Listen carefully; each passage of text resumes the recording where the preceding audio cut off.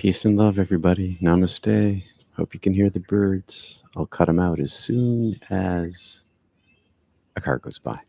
Good morning, Freetness. Hey, Basilia. So, in my graduate studies, I delved into the classics of Western spirituality. It's a series, among which I discovered the 14th century anonymous masterpiece, The Cloud of Unknowing. This book's unique perspective on contemplation and prayer identified three forms of prayer: Lectio Pia. Now, you may be familiar with Lectio Divina, which is the imagination entering into the reading of the scriptures. You imagine yourself among the disciples, you imagine yourself in the scene. That's Lectio Divina, and you meditate on that, and you think about it, and you enter into the writing as if you were there. That's Ignatian. But in the Cloud of Unknowing, it's Lectio Pia. It's a contemplative reading of love, to bring love to the reading, not imagination. Ordinary prayer, which is the second type, it utilizes words either out loud or silently, combined with the imagination. Now, you could imagine the divine being as light. You could imagine the divine being as, well, anything your imagination could conjure. That's kind of a dead end for me. I don't agree with everything in the Cloud of Unknowing, but I find it useful. Sometimes in my meditation, I let my imagination project out from itself. But, I might imagine leaving my body, but I find that that's a limitation, the use of imagination.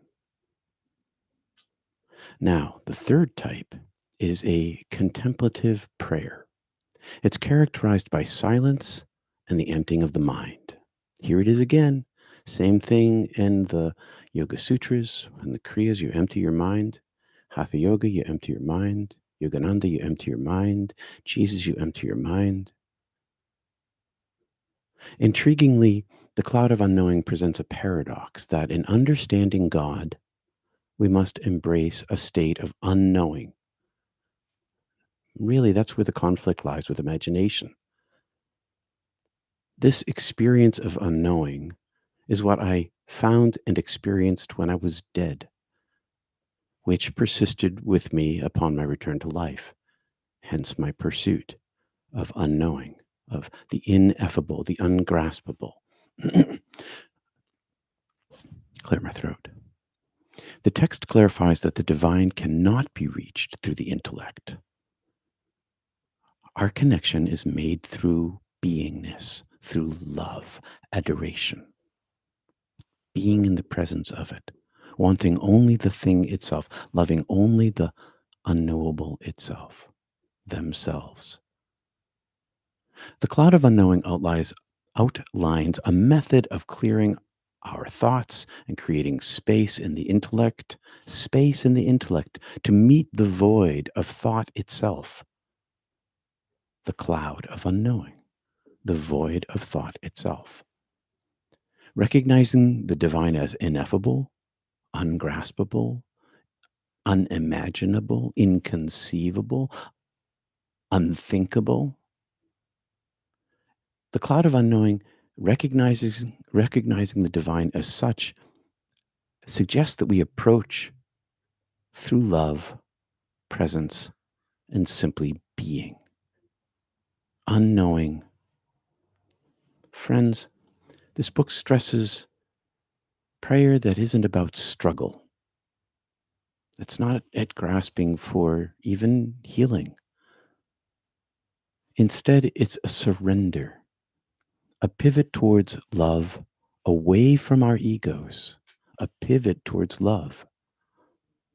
It illuminates the concept of spiritual discernment. Which way to turn? Challenging us to differentiate between the consolation of the divine consolation, and the, dare I say, deceptive comforts of the world. Finally, it asks us to adopt humility and patience on our spiritual journey, acknowledging that grace often unfolds outside of our desired timelines. It comes when it wants to, not when you make it. And it imparts the understanding of a radical equality born from humility that comes naturally to the self, consequently eradicating spiritual pride. I know how small I am. I know my thinking doesn't grasp union. And at its core, the message is about love, recognizing us, me, I know myself as flawed, yet immensely cherished by Allah, by God, by the unspeakable, by the source of love. Understanding this book and practicing silence helped me comprehend my near-death experience and guides me towards home. How did it help me comprehend that which is incomprehensible? By allowing me to approach without comprehension, without the need for comprehension, without the need to know how many reincarnations, without the need to know what I was in other lives. I'm interested a little more now than I've ever been, but I don't need to know it. I don't need to define how many years I am dead between my incarnations. They're all in timelessness. I don't need to comprehend how many angels dance on the head of a pin. All I need, and I'm only speaking for myself, all I need is to be guided home, to choose the jeweler instead of the gem. It's to choose the jeweler instead of the gem. That's what something like that Rumi said. Couldn't quote it exactly, but that's the essence. Choosing the jeweler instead of the gem. All right, my friends, that's my little chat for this morning.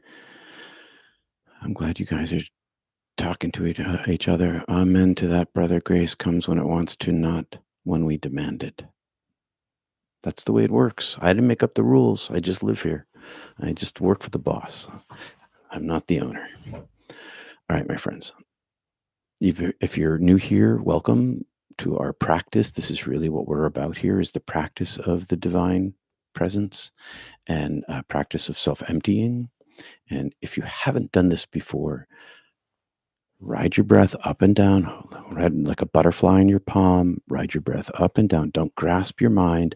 Don't grasp your breath. Use a mantra, use a prayer, use a chant. Ride the chant up and down. Don't grasp it. Grasp it, you killed the butterfly.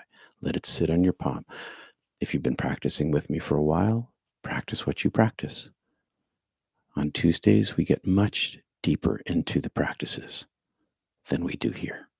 That's on Zoom. All right. We begin with 3 ohms and we practice till 8:30. After the 3 ohms, drop into your breath. Remember to relax yourself. Compress those muscles if you want to, and then relax. And toward the end of the meditation, just quiet down as quiet as you can. I hope that's helpful. All right, my friends. Hey, Siri, set a timer for 8:30 a.m. Oh, she set my alarm. She's telling me again I can't set a timer for 8:30. Only my alarm. She's right. All right. I'm going to leave my mask off today.